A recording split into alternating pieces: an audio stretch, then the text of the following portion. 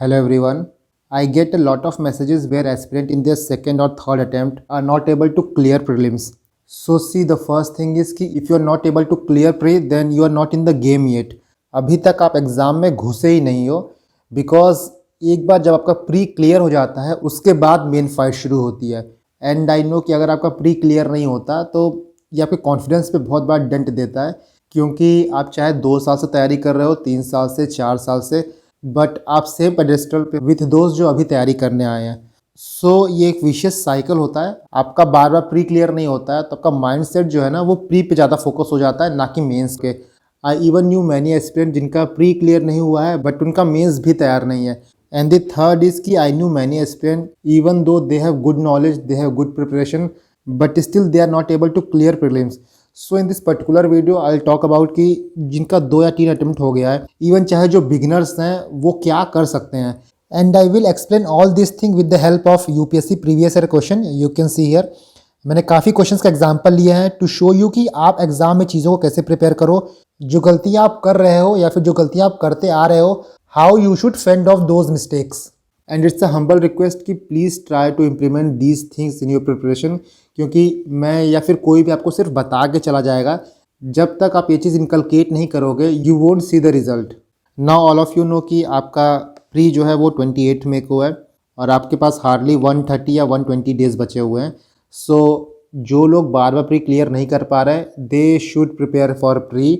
Mains को prepare वो कर रहे हैं, थोड़ा टाइम देते रहिए 1-2 घंटा, but try to focus more on prelims. क्योंकि ये चीज़ मैंने पहले बोली थी कि मैं ये मान के चल रहा हूँ कि उनका मेंस तैयार है, क्योंकि वो 2 या 3 अटेम्प्ट दे चुके हैं.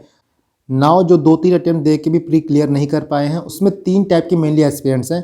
द फर्स्ट वन इज़ कि जो बस कर रहे हैं, they don't know about the syllabus, they don't know about the exam process, और जो पास्ट एग्ज़ाम हुए हैं उनमें उनका स्कोर 30-40 मार्क्स तक है.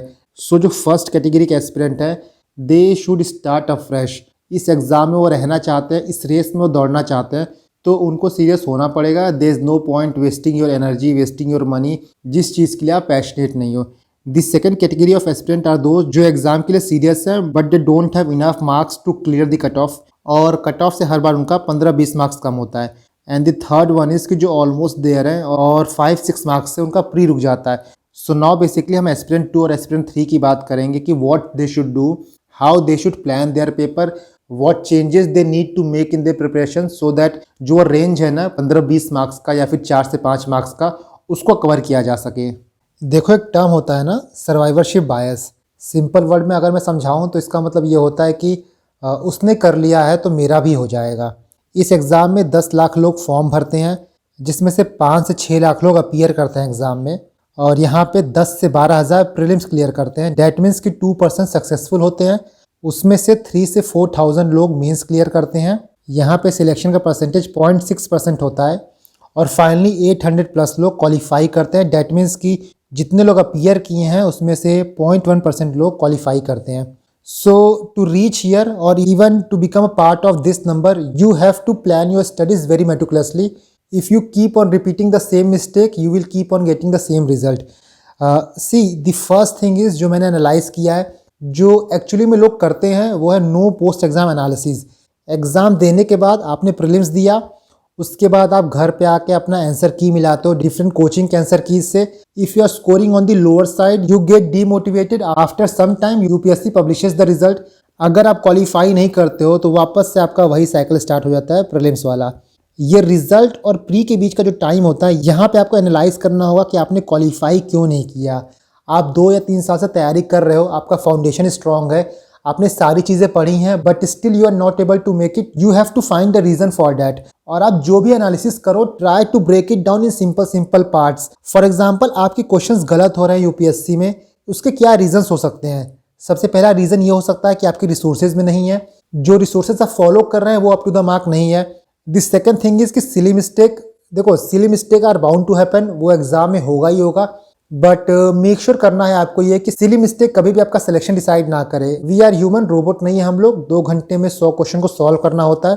कुछ छोटी मोटी गलतियां तो वहाँ पे होंगी, बट उन गलतियों को कम करने के लिए you have to practice a lot. Practice practice practice and practice is the key. The third thing is key bubble filling mistake. ये मिस्टेक आपको भूल के भी नहीं करना है. बहुत लोग का होता है, but try to avoid this mistake, क्योंकि ये ऐसी गलतियां हैं कि फ्रैक्शन ऑफ सेकंड में आपके पूरे साल की मेहनत को स्पॉइल कर देते हैं।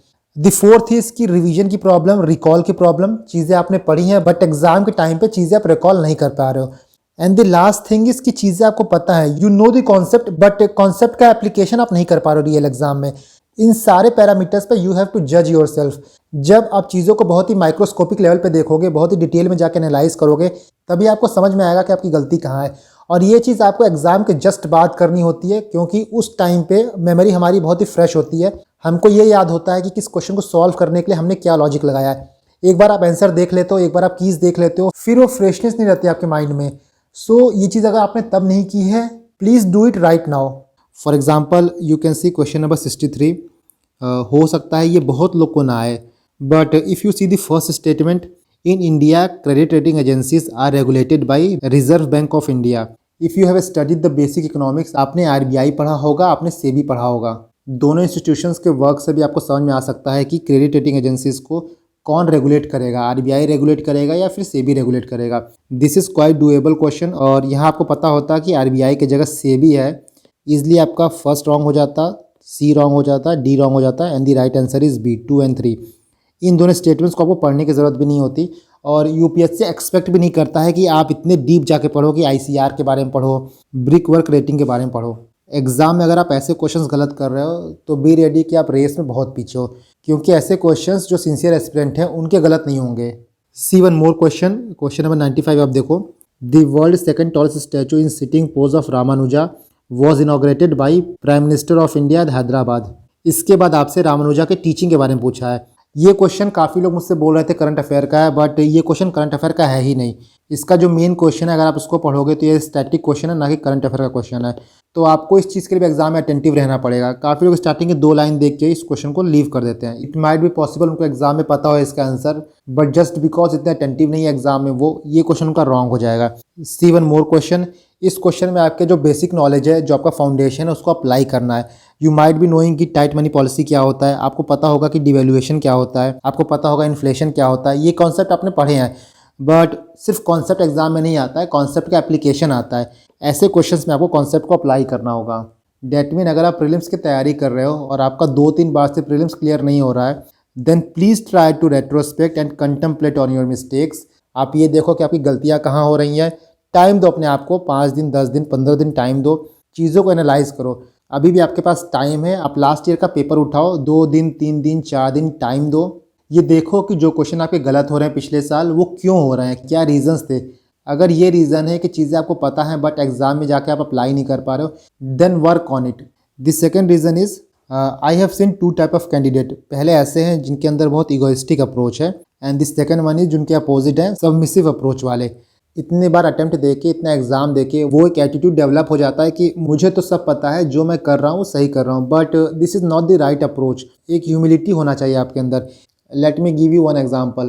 पहले टाइम पे गुरुकुल का कॉन्सेप्ट होता था, तो जो किंग्स के बच्चे रहते थे वो गुरुकुल में जाते थे पढ़ने के लिए, और राजा के बच्चे होने के बाद भी गुरुकुल में जो उनके गुरु रहते थे उनसे ये बोलते थे कि आपको अपना खाना खाना है तो आपको अपना खाना मांग के खाना होगा।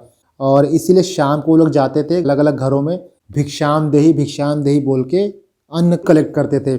ये प्रोसेस होता क्यों था? ये प्रोसेस इसलिए होता था ताकि उनके अंदर ह्यूमिलिटी आ पाए, उनके अंदर सीखने का एटीट्यूड डेवलप हो पाए। वो ये ना सोचे कि हम राजा के बच्चे हैं, हमने ये कभी देखा नहीं है तो हम इनसे क्या सीखें। उसी तरह जो एस्पिरेंट है जिनका क्लियर नहीं हो पा रहा है, उनको सीखना पड़ेगा कि उनकी गलतियां कहाँ हो रही हैं। एडवेंट होकर मैं सही हूँ, मेरा रिसोर्सेज सही है, वो सिर्फ अपना मिस्टेक कर रहे हैं। दिस सेकेंड टाइप इज़ कि बहुत लोग ऐसे हैं जो सबमिसिव हैं, ब्लाइंड भक्ति करते हैं। किसी टॉपर ने कुछ बोल दिया है तो वो उनके लिए पत्थर की लकीर हो जाएगी और वही चीज़ फॉलो करेंगे चाहे वो उनके लिए काम करे या ना करे। मैंने एक वीडियो देखा था, I am not able to recall the name, उसमें किसी टॉपर ने ये कहा था कि एनवायरनमेंट के लिए वो एनिमल प्लेनेट देखते थे और उसी से उनका प्रिपेयर हुआ था। डू यू थिंक कि आप एनिमल प्लेनेट देख के एनवायरनमेंट के क्वेश्चन सॉल्व कर सकते हो जो एग्जाम में आता है? So you are preparing for this exam. I know कि बहुत चीज़ें पता नहीं होती हैं, बहुत एक्सपोजर नहीं होता है, but you know your self. आपको पता होता है कि आपके लिए क्या काम कर रहा है। जो चीज़ें आपके लिए काम नहीं करती हैं तो try to change it. For example, बहुत लोगों को मृणाल सर का 1200-1300 पेज का लेक्चर नहीं पढ़ पाते हैं वो लोग, उनको लगता है कि बहुत ज़्यादा बल्कि है, तो उसको आप चेंज करके उसका ऑल्टरनेटिव यूज़ करो। आप संजीव वर्मा यूज़ करो, आप रमेश सिंह यूज़ करो। So here what is the solution? You have to follow a middle path. आपको इगोइस्टिक भी नहीं रहना है, आपको सबमिसिव भी नहीं रहना है। आपको ये देखना है कि आपके लिए काम क्या कर रहा है, वो चीज़ आपको फॉलो करना है। And the second thing is कि कोई अपना एक्सपीरियंस आपके साथ शेयर करे, जो गलतियाँ उन्होंने की हैं, try to not repeat those mistake. इसका मैं अभी आपको आगे कॉमन एग्जांपल दूंगा, लॉजिकल एलिमिनेशन टेक्निक। जो चेंज रेजिस्टेंट हैं उनको ये लगता है कि एलिमिनेशन टेक्निक एग्जाम में नहीं लगता है और मैं इसको नहीं लगाऊंगा। बट जो सबमिसिव है उनको ये लगता है कि कोई टॉपर बोल दिया है तो हर क्वेश्चन में एलिमिनेशन ही लगा दो और एलिमिनेशन से ही एग्जाम क्लियर हो जाएगा। वो भी करेक्ट नहीं है, मैं इसके बारे में आगे बात करूंगा। Now the third point is, जो मुझे लगता है कि बहुत इंपॉर्टेंट है और सबको पता भी होता है बट स्टिल बहुत लोग इग्नोर करते हैं, and that is previous year question analysis. इधर तो यू नो कि कैसे PYQ एनालाइज करते हैं, बट आप नहीं करते हो, या तो फिर आपको पता ही नहीं होता है। I have interacted with many aspirant, उनको ये लगता है कि प्रीवियस ईयर क्वेश्चन को एनालाइज करने का मतलब ये होता है कि प्रीवियस ईयर क्वेश्चन को सॉल्व कर लेना, but this is not the right way. सिर्फ क्वेश्चन को सॉल्व नहीं करना होता है, प्रीवियस ईयर क्वेश्चन को देख के हमको यूपीएससी का नेचर को एनालाइज करना होता है। यूपीएससी ने ये पर्टिकुलर क्वेश्चन क्यों दिया है और ये थीम पे क्वेश्चन क्यों रिपीट हो रहा है। I will give you some example. और इसके बाद जो थर्ड चीज़ है वो है लॉजिकल एलिमिनेशन, इसकी बात हम आगे करेंगे। Let me show you some example कि PYQ एनालाइज कैसे किया जाता है और उसकी इंपॉर्टेंस क्या होती है। यहाँ पे कुछ क्वेश्चन आपके सामने हैं। क्वेश्चन नंबर 37, 49 अलग अलग ईयर्स के हैं, जैसे 2022 का है, ये भी 2022 का है, ये 2020 का है, ये 2017 का है। और इन चारों क्वेश्चन में आप ये देख के बताना कि क्या सिमिलैरिटी है। क्वेश्चन नंबर 80 और क्वेश्चन नंबर 14। ये क्वेश्चन आपका बायोफिल्म पे है, ये क्वेश्चन आपका बायोरॉक टेक्नोलॉजी पे है, ये क्वेश्चन आपका बायोचार पे है और ये क्वेश्चन आपका बायो रेमिडिएशन पे है। सारे क्वेश्चंस अलग अलग ईयर में आए हुए हैं। नाउ आई थिंक कि क्वेश्चन देख के आपको समझ में आ गया होगा कि क्या सिमिलैरिटी है। सारे क्वेश्चन में आप देखोगे तो बायो है, biofilm, Biorock, biochar, bio remediation, ये तो कुछ एग्जाम्पल है। इसके अलावा बायो कार्बन फंड एग्जाम में आता है, बायोमास आता है, बायोफ्यूल आता है। तो इन क्वेश्चंस को आपको देख के, इन क्वेश्चन को एनालाइज करके आपको ये पता चल गया कि यूपीएससी में बायोटेक्नोलॉजी का बहुत इंपॉर्टेंस है। बायोटेक से क्वेश्चन बहुत आते हैं और किसी भी टॉपिक में बायो इंक्लूडेड होता है तो वो यूपीएससी के लिए इंपॉर्टेंट हो जाता है। जब भी आप न्यूज़पेपर पढ़ो, जब भी आप करंट अफेयर पढ़ो, जहाँ पे आप ऐसे कोई टेक्नोलॉजी देखो, ऐसा कोई मेथड देखो, तब समझ जाओ कि ये यूपीएससी के लिए इंपॉर्टेंट है। And this is how you should analyse previous year question. UPSC में कोई क्वेश्चन रैंडमली नहीं पूछता है और ये चीज़ आपको पकड़ में आना चाहिए। Late me give you one more example. यहाँ पे क्वेश्चन नंबर 21 देखो आप, ये भी अलग अलग ईयर में आए हुए हैं। ये 2022 में आया हुआ है। यहाँ पे क्वेश्चन नंबर 22 देखो, ये 2022 में आया हुआ है। क्वेश्चन नंबर 57 देखो, ये 2021 में आया हुआ है। क्वेश्चन नंबर 87 देखो, ये 2020 में आया हुआ है। क्वेश्चन नंबर 64 ये 2021 में आया हुआ है। एंड क्वेश्चन नंबर 37 ये 2019 में आया हुआ है। इन चारों क्वेश्चंस को आपको देख के ये बताना है कि चारों क्वेश्चन में सिमिलैरिटी क्या है। Among the following crop which one is the most important anthropogenic source of both methane and nitrous oxide. यहाँ आपसे पूछा सिस्टम ऑफ राइस इंटेंसिफिकेशन के बारे में। यहाँ पूछा है among the following which one is the least water efficient crop. यहाँ आपसे पूछा है the black cotton soil of India has been form due to the weathering of. यहाँ पे आपको किसी क्रॉप का डिस्क्रिप्शन दिया है, फिर पूछा है कौन सा क्रॉप है वो। एंड यहाँ पे आपसे पूछा है कि which one is the largest exporter of rice in the world in the last 5 year. So आप 6 क्वेश्चन को देखोगे, आपको पता चलेगा कि कुछ थीम्स ऐसे हैं, कुछ क्रॉप्स ऐसे हैं जो कि यूपीएससी के लिए सुपर इंपॉर्टेंट हैं। And these are those crop, rice, wheat, cotton, sugar cane, pulses, oil seed. इनसे क्वेश्चन यूपीएससी हमेशा पूछता है। आप यहाँ पे देखोगे, यहाँ पे कॉटन मिलेगा, राइस मिलेगा, शुगर केन मिलेगा, व्हीट मिलेगा। यहाँ पे देखोगे राइस के बारे में पूछ रहा है। यहाँ पे आप देखोगे शुगर केन इसका आंसर रहेगा। यहाँ पे ब्लैक कॉटन सॉइल के बारे में बात किया गया है, इसका आंसर कॉटन है। इस क्वेश्चन में देखोगे तो राइस के बारे में बात की गई है। पिछले साल के और भी आप हज़ारों क्वेश्चन देख लोगे, आपको मेनली इन क्रॉप्स के बारे में क्वेश्चन पूछा जाता है। तो जो ये बात होती है कि यूपीएससी सी है, यूपीएससी में कुछ भी पूछ लेता है, हज़ारों तरह के क्रॉप हैं, क्या पढ़ें क्या ना पढ़ें, नहीं ऐसा नहीं होता है। इन चीज़ों पर आपको फोकस करना है। ये आपका मेन थीम एरिया है जहाँ से यूपीएससी बार बार क्वेश्चन पूछता है। आई नो कि काफ़ी लोगों को पता नहीं होता है कि प्रीवियस ईयर क्वेश्चन को एनालाइज कैसे किया जाता है। ये चीज़ वो देख नहीं पाते हैं, वो समझ नहीं पाते हैं। For that I am working on one E book जहाँ पे मैं इन सब चीज़ों के बारे में बात करूँगा। आप एलिमिनेशन टेक्निक कैसे लगा सकते हो, यूपीएससी के जो प्रीवियस ईयर क्वेश्चन है उसको एनालाइज कैसे किया जाता है। But it will take some time because I have to perform my official duty also. और 8 से 9 घंटा गवर्नमेंट जॉब को देने के बाद काफ़ी मुश्किल हो जाता है टाइम मैनेज करना। But I am working on it और बहुत जल्द मैं इस पर वीडियो लाऊंगा। नाउ फॉर एलिमिनेशन टेक्निक, बहुत लोग कहते हैं एलिमिनेशन टेक्निक काम नहीं करता है। सी एलिमिनेशन टेक्निक का फंडा ये होता है, यू शुड नो कि एलिमिनेट किसको करना है, कैसे करना है, कहाँ से करना है।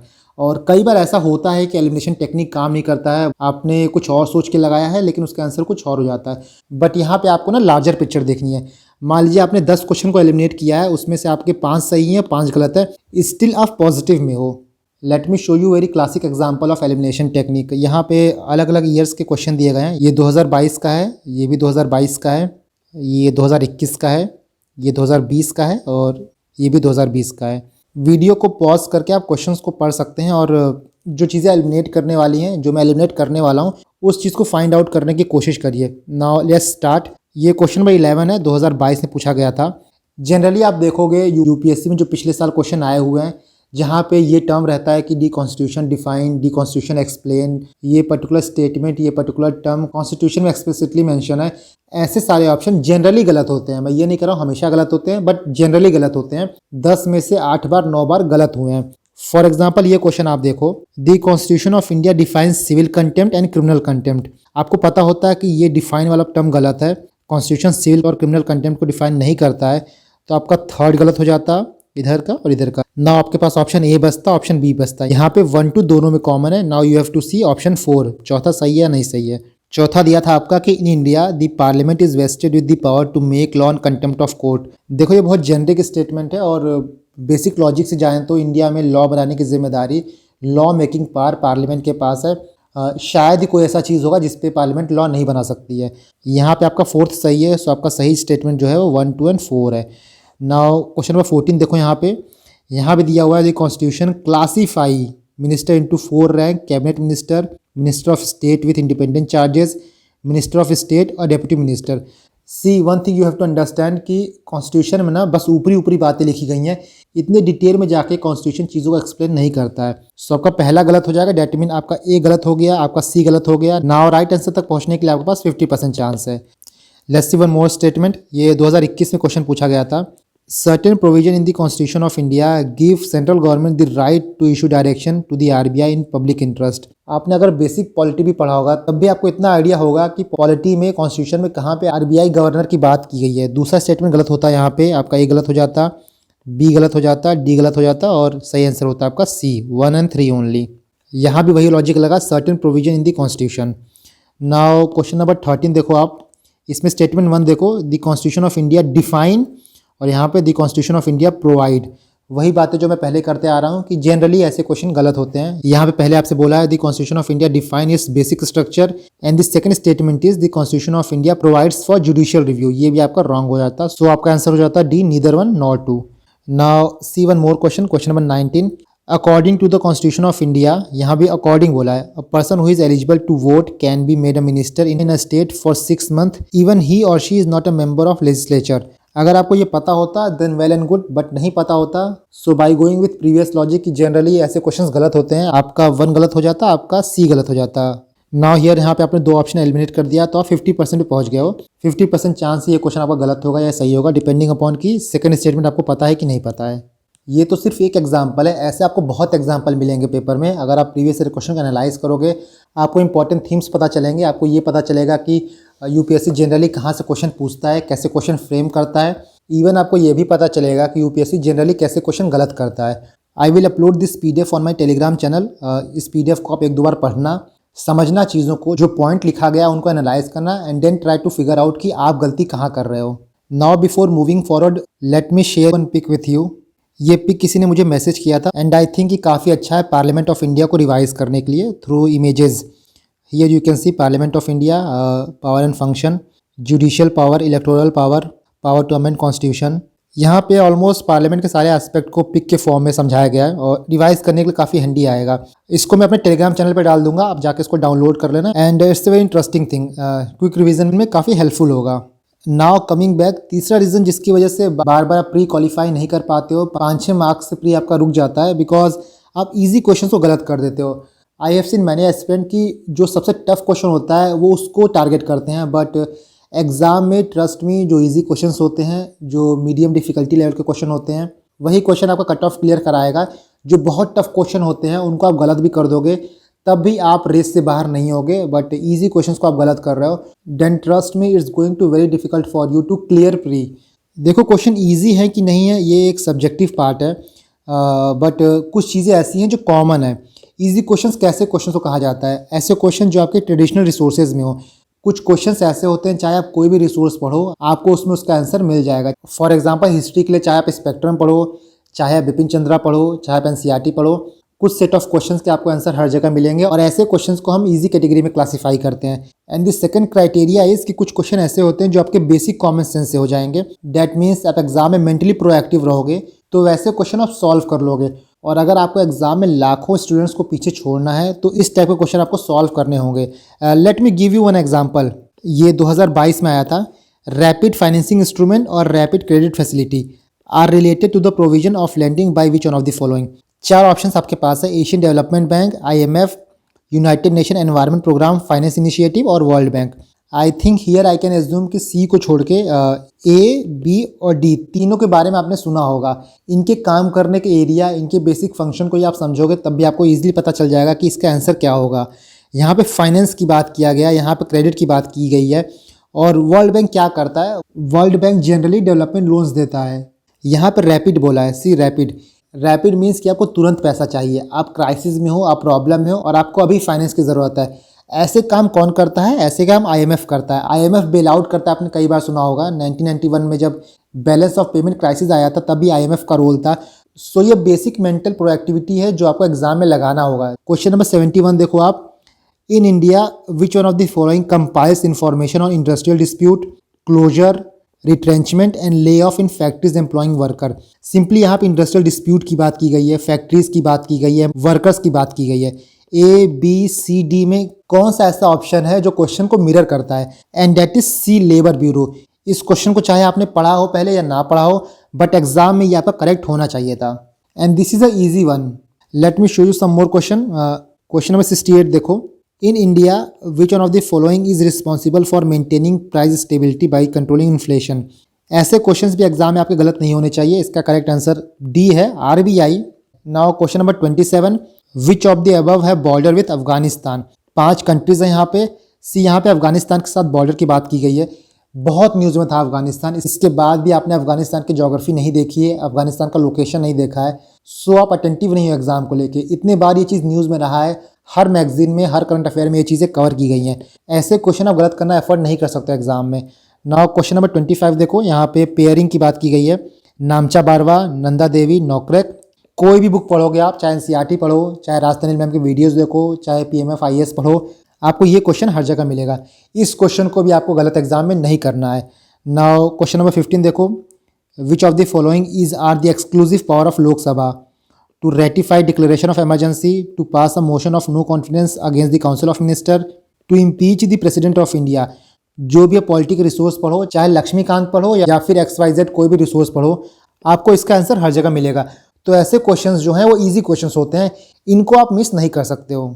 इन a day or two I will discuss 2022 paper और वहाँ मैं आपको बताऊंगा कि जितने भी क्वेश्चंस आए थे उसमें से कितने क्वेश्चंस ऐसे थे जो आप प्रीवियस ईयर क्वेश्चन के एनालिसिस से सॉल्व कर सकते थे। So that you can know कि PYQ एनालिसिस कैसे करते हैं और उसके नॉलेज को कैसे अप्लाई किया जाता है पेपर में। Now the last point which you have to keep in mind, that is आपके बेसिक रिसोर्स कंप्लीट होने चाहिए। And try to avoid frequent material changing. See, कोई मटेरियल आप चेंज तभी करो जब आप कन्विंस हो जाओ कि इस मटेरियल से एग्जाम में कोई क्वेश्चन नहीं आता, ये मटेरियल यूजलेस है। फॉर एग्जांपल अभी भी कुछ लोग मुझसे पूछते हैं कि सर लक्ष्मीकांत इंपॉर्टेंट है क्या पॉलिटी के लिए, या फिर कोई दूसरा रिसोर्स यूज़ कर सकते हैं। सी, आप पेपर को देखो UPSC के, हो सकता है लक्ष्मीकांत से आपको डायरेक्ट क्वेश्चन ना मिले, बट पॉलिटी के लिए one of the best resource Laxmikanth है। पॉलिटी के जो करने वाले क्वेश्चन होंगे वो आपके लक्ष्मीकांत से हो जाएंगे और जो कंसेप्चुअल क्वेश्चन होगा वो आपको कहीं नहीं मिलेगा, वो कॉन्सेप्ट आपको डेवलप करना पड़ेगा पढ़ते पढ़ते।